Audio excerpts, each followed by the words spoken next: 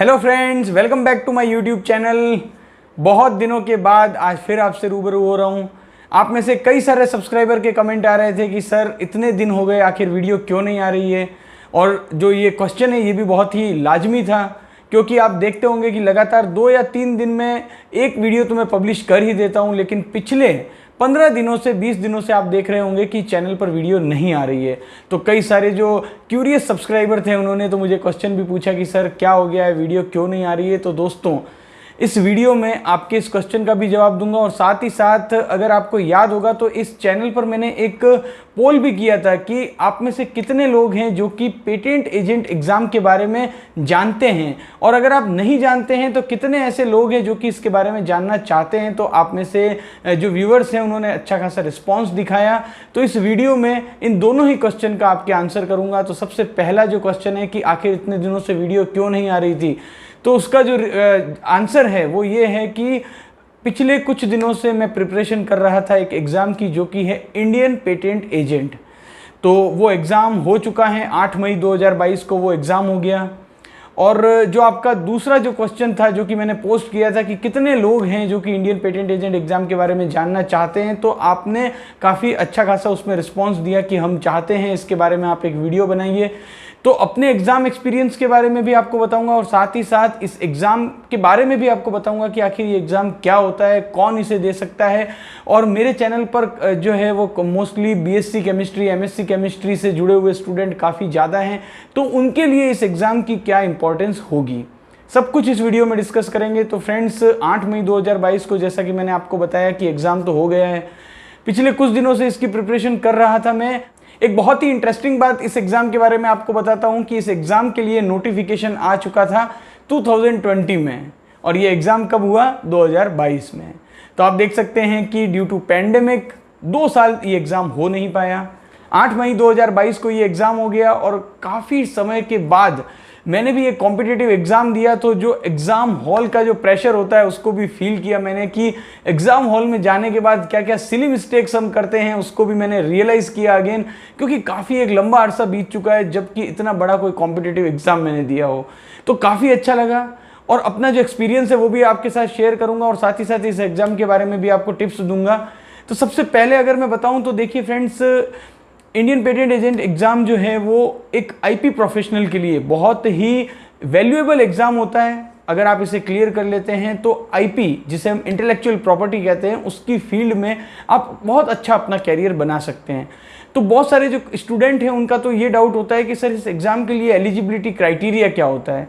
तो देखिए, eligibility criteria की अगर हम बात करें तो इसके लिए 3-4 एलिजिबिलिटी क्राइटेरिया है, जैसे कि सिटीजन ऑफ इंडिया होना चाहिए, एज जो है वो 21 ईयर्स कंप्लीट होनी चाहिए, और एक बहुत इंपॉर्टेंट जो बात है कि बैचलर डिग्री होनी चाहिए इंजीनियरिंग में, साइंस में या टेक्नोलॉजी में। यानी कि आपके पास साइंस ग्रेजुएशन है तो आप इस एग्ज़ाम के लिए एलिजिबल हैं। तो यहाँ पर इस चैनल पर काफ़ी सारे बीएससी जो स्टूडेंट हैं, एमएससी स्टूडेंट हैं, वो जुड़े हुए हैं। तो आफ्टर योर बीएससी आप एलिजिबल हैं, और जो एमएससी केमिस्ट्री है या फिर और भी जो दूसरी स्ट्रीम से एमएससी स्टूडेंट हैं वो भी इस एग्ज़ाम के लिए एलिजिबल होते हैं। अब धीरे धीरे आगे भी और कुछ डिस्कस करूंगा कि आपसे कि एमएससी केमिस्ट्री के लिए इस एग्ज़ाम का क्या आगे स्कोप होता है, एग्ज़ाम का पैटर्न कैसा होता है, सारी बातें जो हैं वो इस वीडियो में डिस्कस करेंगे, और मैं अपने एक्सपीरियंस के बारे में भी बताऊंगा कि मेरा एग्ज़ाम कैसा हुआ। तो देखिए फ्रेंड्स, मैंने अपने जो कैरियर है उसमें लगभग 7 से 8 साल research and development synthetic chemistry में काम किया।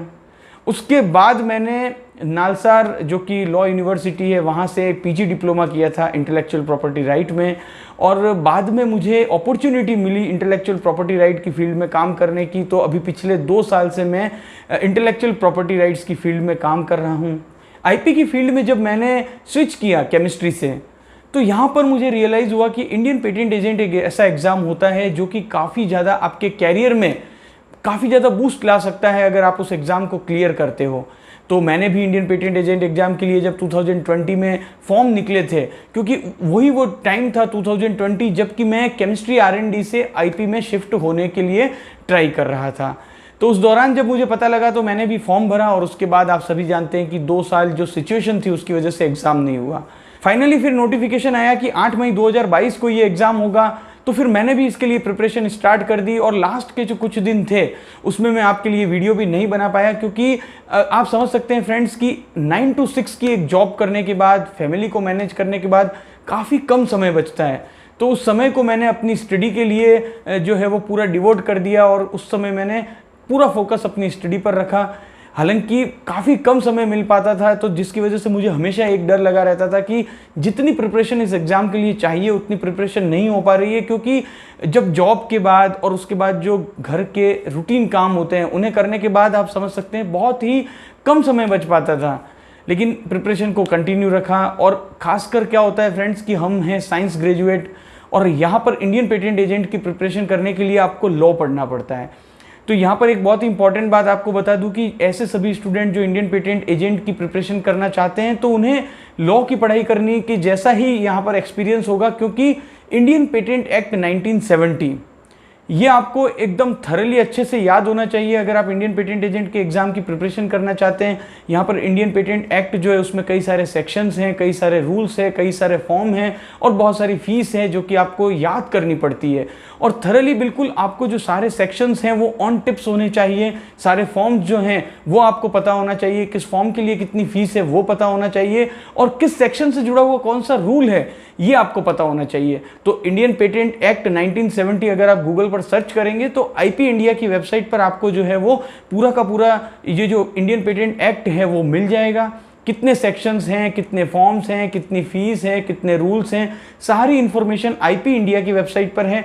गूगल पर जाना है, आपको टाइप करना है IP India Indian patent act और वहाँ पर जो है वो जाकर आप इसे एक्सेस कर सकते हैं। तो ये तो बात हो गई कि इंडियन पेटेंट एक्ट जो है वो क्या है और कैसे आप इसे एक्सेस कर सकते हैं। तो फाइनली कुछ दिन की प्रिपरेशन के बाद मैंने एग्जाम दिया और आप यकीन नहीं मानेंगे दोस्तों 8 मई 2022 को ये पेपर हुआ। और पेपर के पैटर्न की अगर हम बात करें तो देखिए पैटर्न कुछ ऐसा होता है कि यहाँ पर 2 स्टेजेस में ये एग्जाम होता है। पहला जो स्टेज है उसमें तो आपका एग्जाम होता है, पहला एग्जाम होता है एमसीक्यू और उसके बाद 2 आवर्स का आपको ब्रेक मिलता है और ब्रेक मिलने के बाद आपका एक डिस्क्रिप्टिव टाइप पेपर होता है। यानी कि पेपर 1 और पेपर 2 मेरा 8 मई 2022 को हो चुका है। और एग्जाम को क्लियर करने के लिए जो एलिजिबिलिटी क्राइटेरिया है उसमें यह है कि आपको पेपर 1 में मिनिमम 50 मार्क्स लाने हैं, पेपर 2 में मिनिमम 50 मार्क्स लाने हैं और अगर आप पेपर 1 और पेपर 2 में 50-50 नंबर लेकर आते हो तो ही आपको वाइवा के लिए कॉल आएगा। अब वाइवा होता है 50 नंबर का, लेकिन यहाँ पर एक बहुत ही मज़ेदार ट्विस्ट है। अगर आप पेपर 1 में 50 मार्क्स लाते हैं, पेपर 2 में भी 50 मार्क्स लाते हैं तो आपको वाइवा में 50 में से 50 नंबर लाने होंगे, क्योंकि ओवरऑल जो पास होने के लिए पासिंग मार्क्स हैं वो हैं 60%, यानी कि आउट ऑफ 250 आपको 150 मार्क्स लाने हैं। तो यहाँ पर जो मोस्ट ऑफ द कैंडिडेट होते हैं उनका टारगेट ये होता है कि पेपर 1 और पेपर 2 में जितना अच्छा आप स्कोर कर लोगे, 50 से जितना ज़्यादा स्कोर आप करोगे उतना ही चांसेस आपके लिए हाई होंगे सिलेक्शन के। तो इंडिविजुअली पेपर 1 में पास होना जरूरी है, इंडिविजुअली पेपर 2 में पास होना जरूरी है और पासिंग क्राइटेरिया क्या है 50 मार्क्स से ऊपर। और उसके बाद जिन कैंडिडेट के 50 मार्क्स से ऊपर आएंगे दोनों ही पेपर में, उन्हें अलग से वाइवा के लिए बुलाया जाएगा। तो यहाँ पर जो पेपर 1 था वो था MCQ मल्टीपल चॉइस क्वेश्चन और MCQ 8 मई 2022 को हमारा एग्जाम हुआ था और आज जबकि 11 मई 2022 है तो यहाँ पर आईपी इंडिया की वेबसाइट पर जो आंसर की है वो भी आ चुकी है।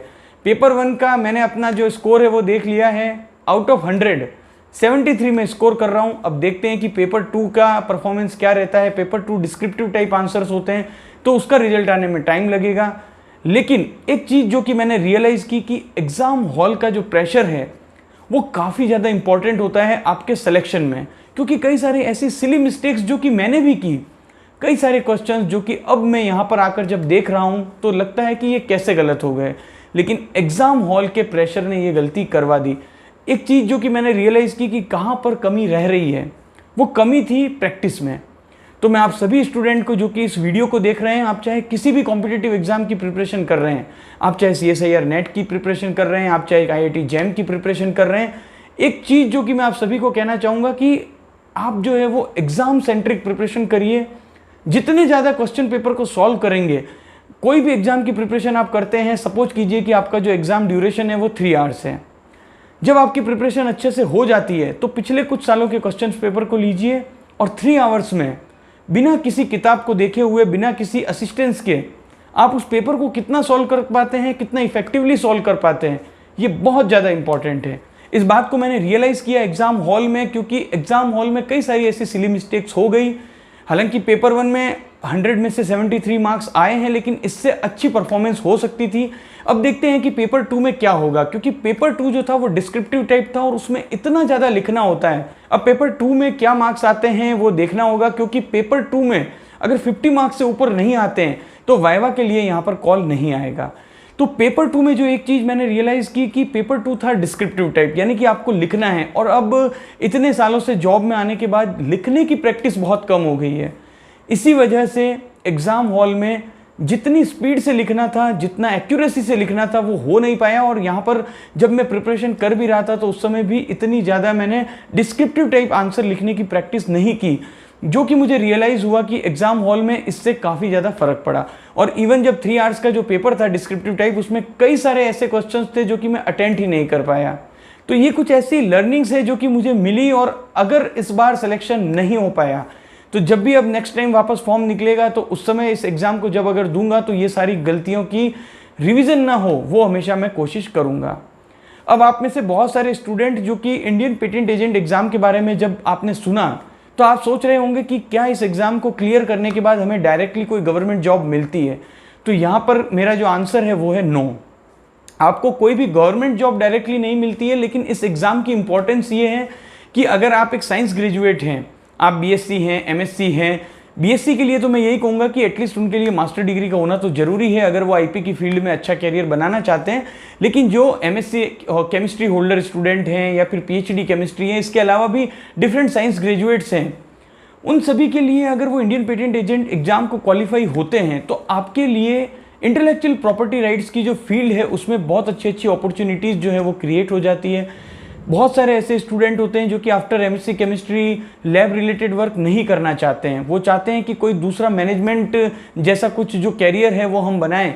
तो आईपी की फील्ड में भी आप आ सकते हैं और यहाँ पर आप अपनी केमिस्ट्री की जो स्किल्स हैं, आपका केमिस्ट्री का जो नॉलेज है, उसको यूज़ करके इंटेलेक्चुअल प्रॉपर्टी की फील्ड में अपना कैरियर अच्छा बना सकते हैं। क्योंकि आप जानते हैं जितनी भी फार्मास्यूटिकल कंपनी है, एग्रोकेमिकल कंपनी है, पॉलीमर कंपनी है, केमिकल कंपनी है, ये जो सारी कंपनीज होती हैं, इनके पेटेंट और इनके जो इंटेलेक्चुअल प्रॉपर्टी राइट रिलेटेड जितने भी जो वर्क होता है उसमें आपका जो केमिस्ट्री का नॉलेज है वो काफ़ी ज़्यादा यूज आएगा। और साथ ही साथ अगर आप इंडियन पेटेंट एजेंट हो तो आपका जो लीगल नॉलेज है वो भी यूज आएगा। इसीलिए इस फील्ड को कहते हैं टेक्नो लीगल फील्ड। तो ये तो मैंने आपको बहुत ही ब्रीफ में बता दिया। अब आप अगर क्यूरियस हैं इस फील्ड के बारे में जानने के लिए, गूगल पर जाइए, सर्च करिए इंडियन पेटेंट एजेंट क्या होता है, इंडियन पेटेंट एक्ट क्या है, इंडियन पेटेंट एक्ट में कौन कौन से सेक्शन हैं, इंडियन पेटेंट एक्ट में कौन कौन से रूल्स हैं, ये सारी इन्फॉर्मेशन आपको मिलेगी। अगर आप में ज़्यादा क्यूरियोसिटी है जानने की तो आप वहाँ से अच्छी खासी इसके लिए इन्फॉर्मेशन गैदर कर सकते हैं। तो 2022 में ये एग्ज़ाम हो चुका है और अब मोस्ट प्रोबेबली नेक्स्ट ईयर यानी कि 2023 में अगेन इसके फॉर्म निकलने के चांसेस हैं। देखते हैं कि मुझे अगली बार ये वापस पेपर देना पड़ता है या नहीं, ये तो पेपर 2 का जब मार्क्स आएंगे तभी पता चलेगा। तो फिलहाल मेरा जो मकसद था इस वीडियो को बनाने का ये था कि मैं अपना जो एक्सपीरियंस है एग्ज़ाम का वो आपको बता सकूं, साथ ही साथ एग्ज़ाम हॉल में कौन कौन सी ऐसी मिस्टेक्स, सिली मिस्टेक्स जिसे हम कहते हैं, वो हम करते हैं, कैसे हम उसे ओवरकम कर सकते हैं। और साथ ही इंडियन पेटेंट एजेंट एग्ज़ाम क्या होता है उसकी मैंने एलिजिबिलिटी क्राइटेरिया आपको बता दिया कि क्या क्वालिफिकेशन आपको चाहिए। और साथ ही साथ इसका जो एग्ज़ाम का पैटर्न होता है वो भी मैंने आपको बताया। एग्ज़ाम पैटर्न में कैसे आप सेलेक्ट होते हैं वो भी मैंने आपको बता दिया कि पेपर 1 और पेपर 2 दोनों में आपको 50 मार्क्स से ऊपर लाने हैं तो ही आप वाइवा के लिए सेलेक्ट होंगे। और वाइवा में आप 50 में से कितना स्कोर करते हैं उसके बाद आपका जो है वो कंबाइंड स्कोर निकाला जाता है।